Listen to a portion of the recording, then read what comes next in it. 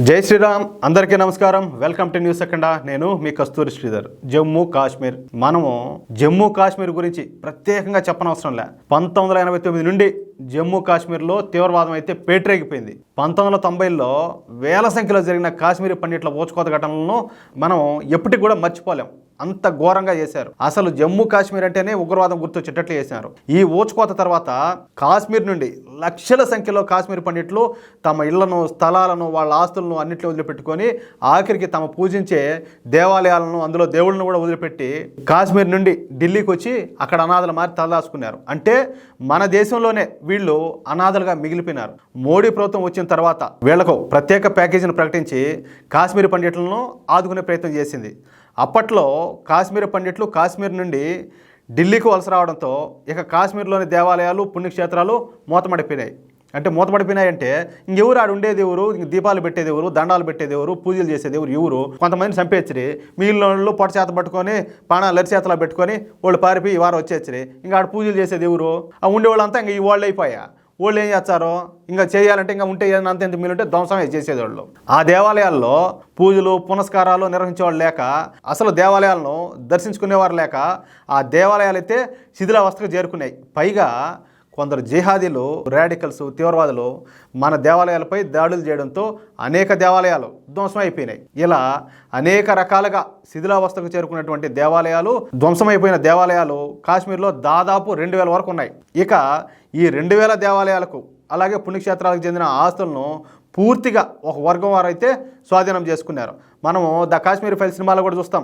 ఏది, అక్కడి నుంచి ఎవరైతే పారిపోయి వచ్చి ఉంటారో, ఎవరైతే చనిపోయింటారో వాళ్ళ ఆస్తులు కూడా వాళ్ళు స్వాధీనం చేసుకుంటారు. అట్లాగా ఇది కూడా జరిగిపోయింది. అంతేకాకుండా ఆ దేవాలయాల ప్రాంగణాలను అక్రమంగా ఆక్రమించుకొని ఆ ఒక వర్గం వారు వ్యాపారాలు చేసుకోవడం ప్రారంభించినారు. మళ్ళీ చెప్తున్నా, మీరు ఒక వర్గం వారు అంటున్నారు. ఏం ధైర్యం లేదా మీకు చెప్పేదానికి? అదిగిన ఇదిగిన మాట్లాడతారు. మింగేవాడికి తెలుస్తుంది. ఇక్కడ అర్థమవుతుందా? ఏదన్నా మాట్లాడితే ఛానల్ కూడా అదే రకంగా ఉంటుంది. ఆల్రెడీ ఫేస్బుక్ పోయి 3 నెలలు అవుతుంది. అర్థం చేసుకోండి. మీరు ఏదంటే అది కుక్క కూడా కామెంట్లు పెడుతుంది. ఏది వ్యతిరేకమైన కామెంట్లు అది ఎవడైనా చేయగలుగుతాడు. అది కాదు విషయం అర్థం చేసుకోవాలా. కనీసం ఈ మాత్రమే చెప్పే దమ్ము కావాలా. ఒకవేళ అట్లాంటి వ్యతిరేకమైన కామెంట్లు మేము పెద్ద తోపులు అనుకునేవాళ్ళు ఎవరైనా వచ్చి వీడియోలు చేస్తే అప్పుడు అర్థమవుతుంది. అది విషయం. ఎందుకంటే అలాంటి మాటలు మాట్లాడే వాళ్ళకు ఈ సమాధానం.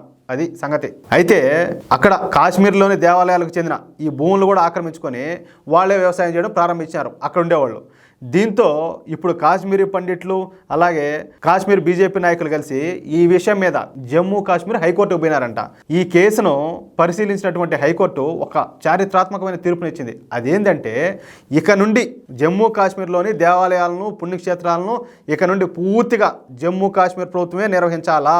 అంతేకాకుండా శిథిలావస్థకు చేరుకున్న దేవాలయాలను అలాగే ధ్వంసమైపోయిన దేవాలయాలను తిరిగి సాధారణ దశకు తీసుకొచ్చే బాధ్యతలను కూడా జమ్మూ కాశ్మీర్ ప్రభుత్వానికి హైకోర్టు అప్పగించింది. అంతే. ఇంకా వెంటనే జమ్మూ కాశ్మీర్ ప్రభుత్వం రంగంలోకి దిగిపోయిందియా. జమ్మూ కాశ్మీర్లో శిథిలావస్థకు చేరుకున్న దేవాలయాలు, ధ్వంసం చేయబడిన దేవాలయాలు మొత్తం 2000 దాకా ఉండడంతో ఆ దేవాలయాలన్నింటిపైన అలాగే ఆ దేవాలయాలకు సంబంధించిన ఆస్తులు, భూములపైన పూర్తి స్థాయి సమాచారాన్ని ఇవ్వాలని చెప్పేసి జమ్మూ కాశ్మీర్లోని జిల్లా కలెక్టర్లను జమ్మూ కాశ్మీర్ ప్రభుత్వం ఆదేశించింది. ఇక ఈ రిపోర్టు వచ్చిన తర్వాత ఆ దేవాలయాలను పునర్నిర్మించడం, అలాగే మరమ్మతులు చేయించడం, అభివృద్ధి చేసే బాధ్యతలను పూర్తిగా జమ్మూ కాశ్మీర్ ప్రభుత్వమే చేపట్టుండాలి. అంతేకాకుండా ఇక నుండి ప్రతిరోజు ఆయా దేవాలయాలను శుద్ధి చేసి ప్రతిరోజు కూడా పూజలు, నైవేద్యాలు జరిగే విధంగా జమ్మూ కాశ్మీర్ ప్రభుత్వం చర్యలు తీసుకొని ఉండాలి. అంతేకాకుండా మన దేవాలయాలను ఆక్రమించుకుని అక్కడ అక్రమంగా వ్యాపారాలు చేస్తున్నటువంటి వారిని తరిమేయని ఉన్నారు అక్కడి నుంచి. అంతేకాకుండా ఈ దేవాలయాలకు చెందిన వేల ఎకరాల భూములు కూడా తిరిగి స్వాధీనం చేసుకొని మళ్ళీ ఆ దేవాలయాల తరపున రిజిస్ట్రేషన్ చేయనున్నారు. దీంతో జమ్మూ కాశ్మీర్లోని మన దేవాలయాలు మళ్ళా పునర్వైభవం అయితే సంతరించుకోబోనున్నాయి. మళ్ళీ కాశ్మీర్లోని మన దేవాలయాలు భక్తులతో అయితే కళకళలాడనున్నాయి. ఇది విషయం. మార్పులైతే జరగాల, ఖచ్చితంగా జరగాల, జరిగి తీరాలా. అభివృద్ధే కాదు, సంచలన మార్పులు, పెను మార్పులు తీసుకురావాలా. లేకపోతే దేశ భవిష్యత్తు అయితే చాలా ప్రమాదంలో పడే అవకాశం ఉండాలి. పెను మార్పులు రావాలా. కొన్ని విషయాల్లో దూకుడుగా వ్యవహరించాలా. దూకుడు తగ్గితే దేశ భవిష్యత్తుకు ప్రమాదం.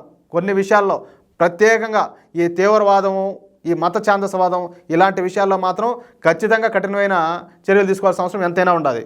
ఈ వీడియోపై మీ యొక్క అమూల్యమైన అభిప్రాయాలను ఖచ్చితంగా కామెంట్ రూపంలో తెలియజేయాలని చెప్పి ప్రతి ఒక్కరిని కోరుకుంటూ, అలాగే ఈ వీడియో నచ్చితే దయచేసి లైక్ చేయడం, అలాగే వీలైనంత మందికి ఇలాంటి ముఖ్యమైన వార్తను షేర్ చేయడంతో పాటు ఇంతవరకు మన ఛానల్ని ఎవరైనా సబ్స్క్రైబ్ చేసుకోకపోతే దయచేసి ప్రతి ఒక్కరు కూడా మన ఛానల్ సబ్స్క్రైబ్ చేసుకోవాలని మళ్ళీ కోరుకుంటున్నాను. జై శ్రీరామ్.